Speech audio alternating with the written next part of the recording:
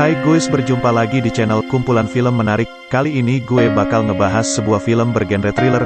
Film berjudul Searching. Ini dirilis tahun 2018, di mana menceritakan perjuangan seorang David Kim, mencoba untuk menemukan putrinya Margot Kim, berusia 16 tahun, yang hilang.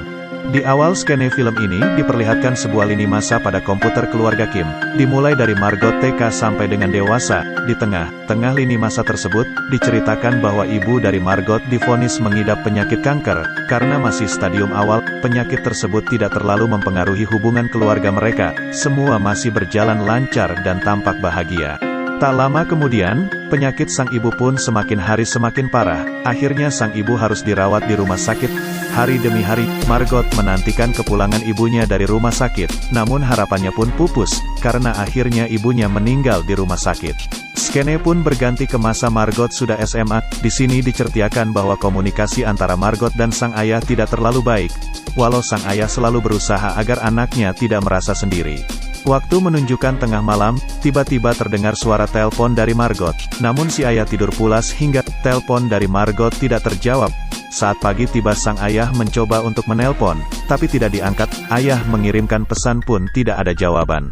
Sang ayah mencoba mencari tahu kenapa Margot menelpon, dan ada di mana Margot saat ini. Langkah pertama dia mencoba menelpon guru les Margot. Guru les menjawab Margot tidak ada. Margot sudah tidak les selama 6 bulan. Si ayah merasa aneh. Sebelumnya Margot masih meminta biaya untuk membayar les tersebut.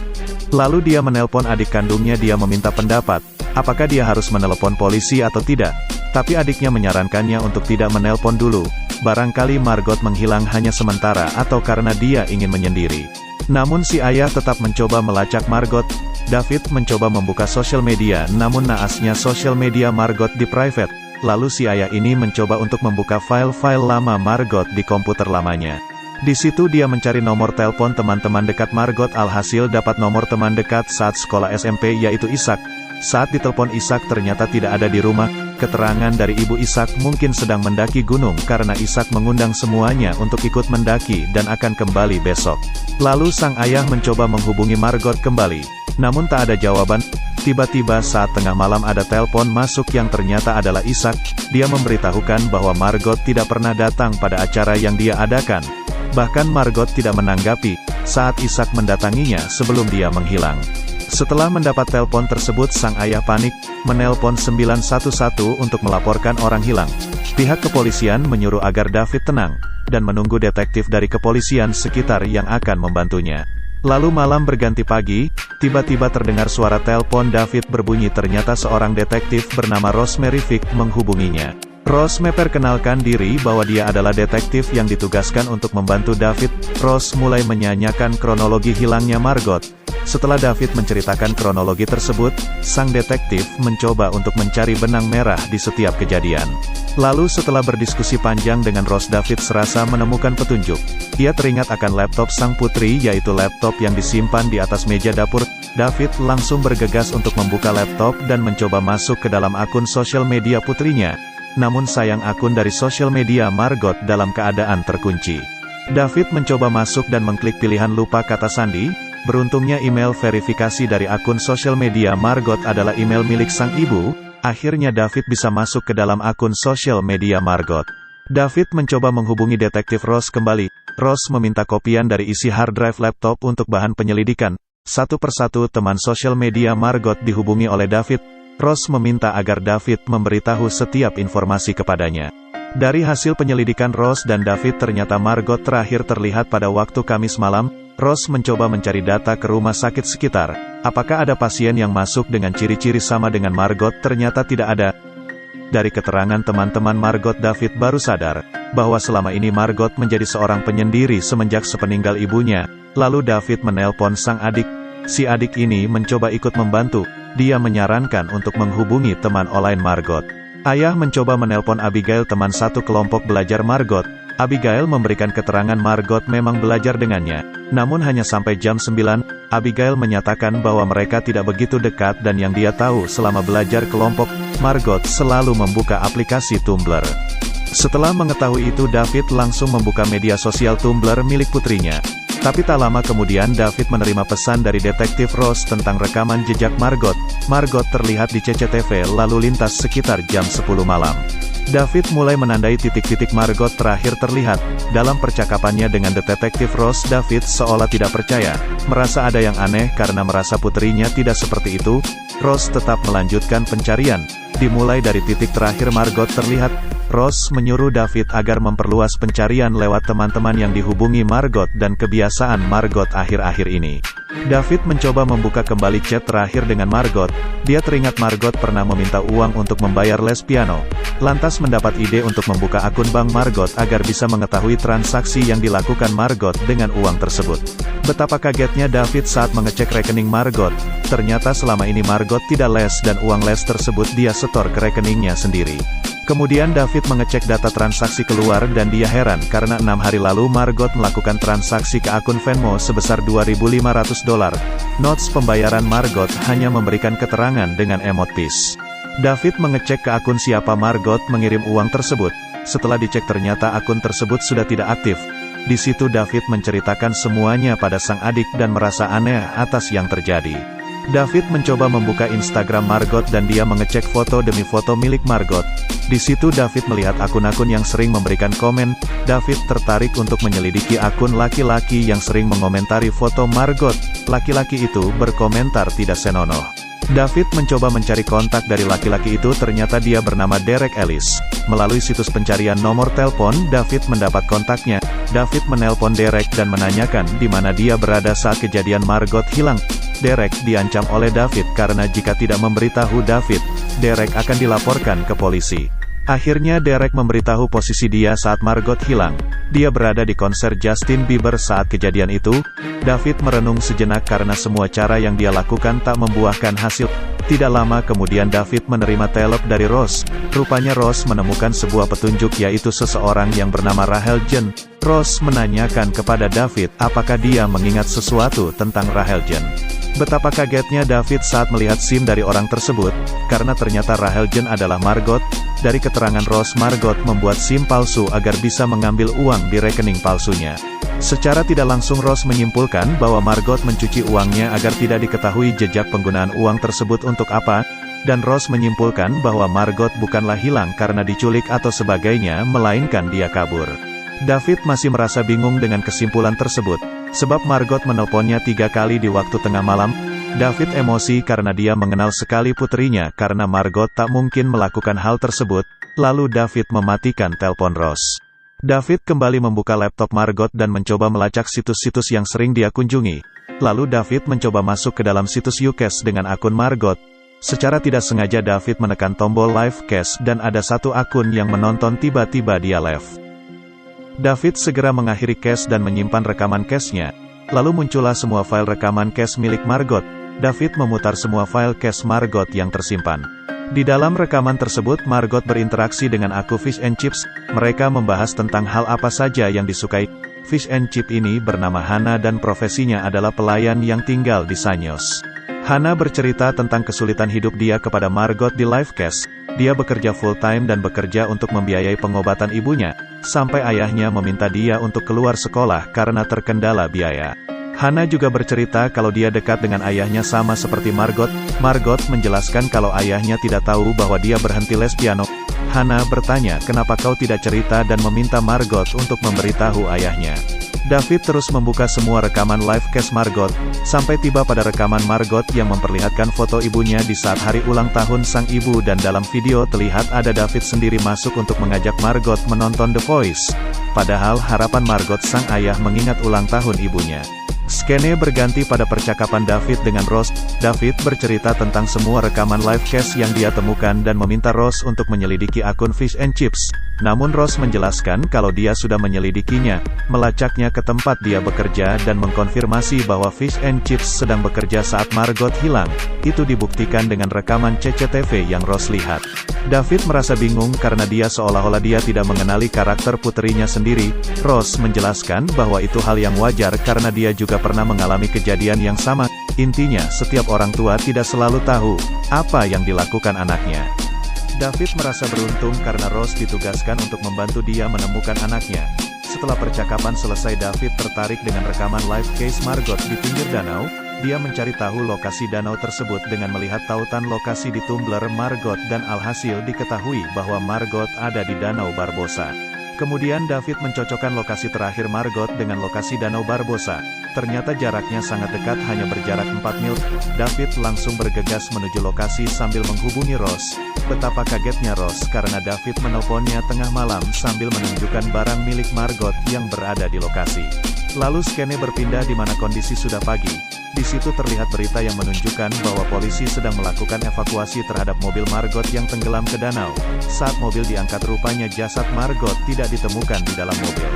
Dan dalam pers Ross menjelaskan bukti-bukti yang ditemukan, terdapat tanda-tanda bekas perkelahian dan dari situ ditarik kesimpulan bahwa kasus ini diubah menjadi kasus penculikan.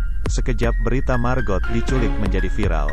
Dari situ banyak sukarelawan, mereka ingin membantu mencari Margot di sekitar lokasi mobil ditemukan. Hari pertama pencarian tidak menemukan petunjuk, banyak orang di media sosial yang ikut peduli, walaupun ada juga beberapa temannya yang awalnya tidak peduli tapi memanfaatkan momen tersebut untuk pansos. David kembali membuka Facebook Margot, dia melihat terdapat komentar miring, akun itu mengatakan bahwa Margot ada bersamanya. David langsung mengecek akun tersebut dan ternyata akun tersebut baru saja mempost lokasi tempat dia nonton di Sokop. David berangkat ke bioskop menanyai pemilik akun, mengancam dan marah sehingga di situ terjadi perkelahian. Ross meminta agar David tidak mengikuti proses investigasi lagi, karena beban emosional dia terlalu besar dan Ross menjelaskan bahwa David tidak berhak menyerang seseorang tanpa bukti.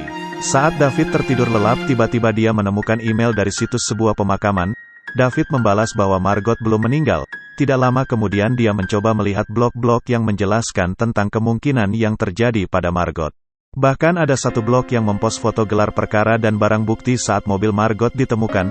Sekilas saat David mencoba melihat foto-foto, dia merasa janggal pada foto sebuah sweater dengan lambang Vince Hockey di dalam mobil Margot. Lalu David mencoba mencari siapa pemilik jaket tersebut. Dia teringat bahwa pamannya Margot juga adalah fans klub dari Vince Hockey. David mencoba melihat chat Margot dengan pamannya. David kaget melihat percakapannya karena berisi sesuatu yang sangat mencurigakan, sehingga ada salah satu chat dari paman Margot yang isinya agar Margot tidak memberitahu ayahnya tentang semua kejadian malam itu. David menyiapkan kamera di setiap penjuru untuk merekam percakapannya dengan sang adik. David memulai percakapan menanyakan isi dari chat adiknya dengan Margot. Si adik merasa aneh kenapa David menanyakan hal tersebut. Lalu David membicarakan isi chat adiknya dengan Margot. David mendesak adiknya dengan perkelahian. Lalu adiknya menjawab, dia dan Margot mengkonsumsi ganja. David menerima pesan dari Ross ada informasi penting tapi dia mengabaikannya. David dan adiknya masih sibuk membahas soal ganja yang dikonsumsi Margot. Si adik memberitahu alasan kenapa Margot mengkonsumsi ganja. Margot kecewa David tidak ingat hari kematian ibunya dan itu membuat Margot putus asa. Tak lama kemudian David mendapat telepon dari Ross dan tiba-tiba David menangis setelah menerima telepon tersebut. Margot dinyatakan tewas karena ditemukannya rekaman pengakuan dari seorang mantan narapidana. Dia mengaku membunuh Margot, setelah itu bunuh diri. Alasan pembunuh bunuh diri karena dia merasa bersalah telah memperkosa Margot dan membunuhnya. David masih merasa kebingungan akan kejadian yang disimpulkan oleh polisi. Dia merasa banyak kejanggalan karena dia tak mengenal pembunuh, tak ada darah dan koper seperti apa yang diakui oleh pembunuh.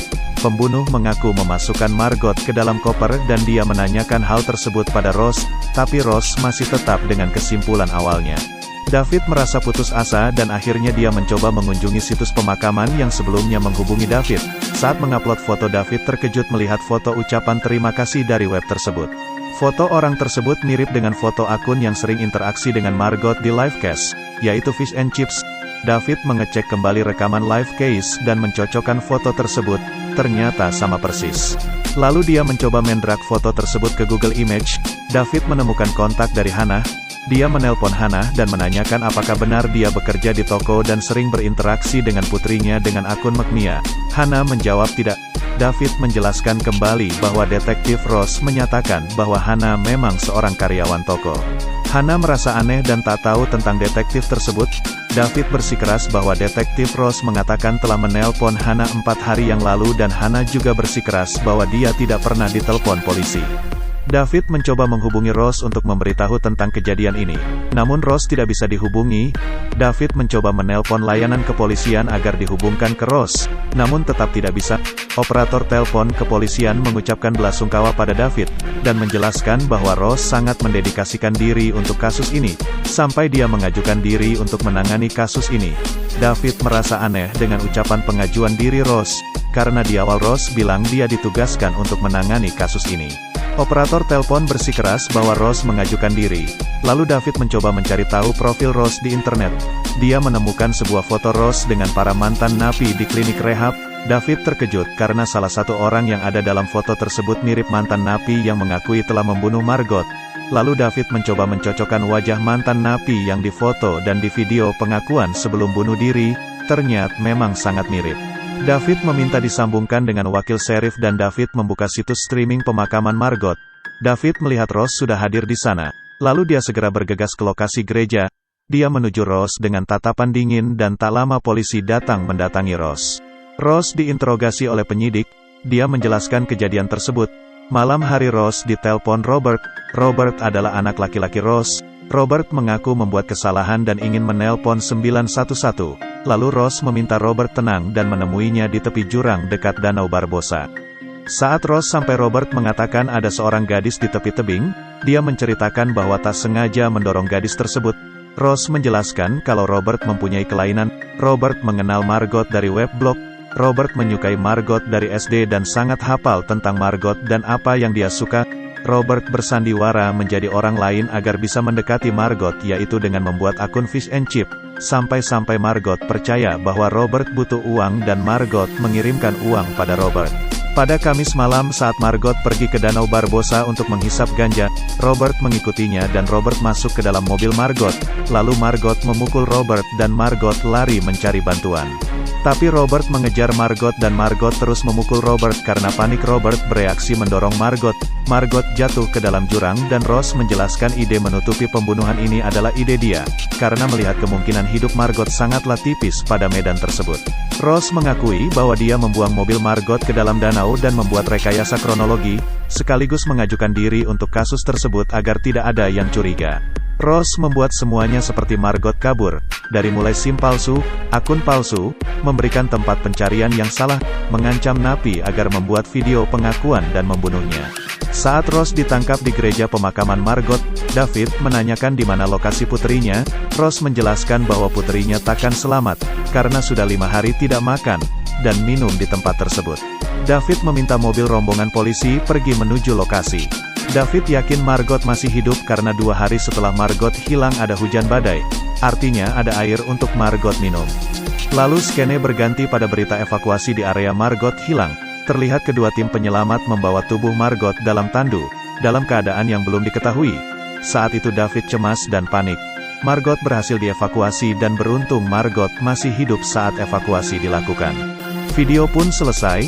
Rose dan anaknya ditangkap dan dijatuhi hukuman atas perbuatannya.